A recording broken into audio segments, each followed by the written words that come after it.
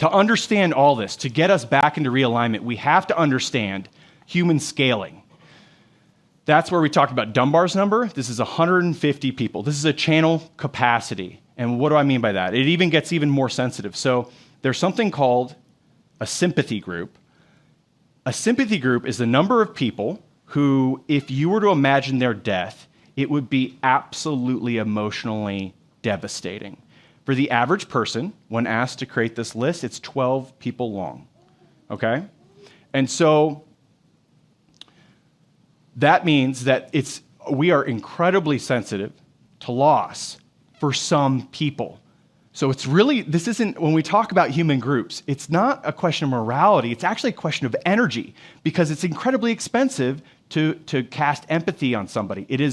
It's beyond the average human's capacity to actually do functionally. So in this one study, they found 21 small-scale societies with the average size of 148 people right on Dunbar's number. And they all share things like all the tribal friendship primers: language, dialect, geography, educational experiences, hobbies, interests, spiritual viewpoints, sense of humor, and music.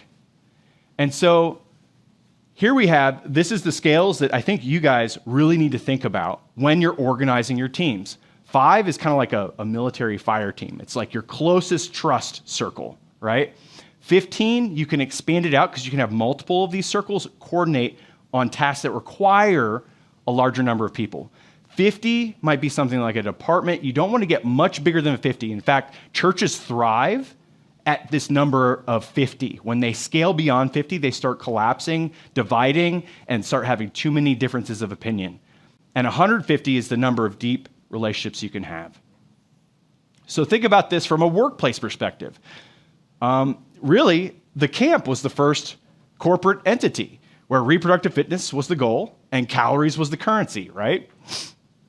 So there's got to be a way to leverage our evolutionary history to improve workplaces. Gore is a company that's done really well at this. It's a Fortune magazine's 100 best companies to work, $5 billion annual revenue, and it's particularly associated with their creativity, trust, and innovation.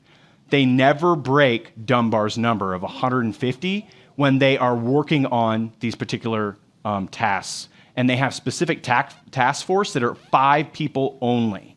And it's outside the normal hierarchical structure of the group. So they're leveraging human group sizes very effectively.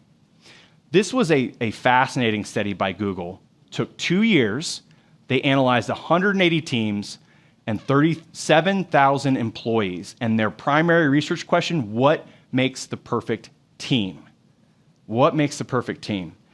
They came up with this concept, psychological safety. And let me define what psychological safety meant in this study.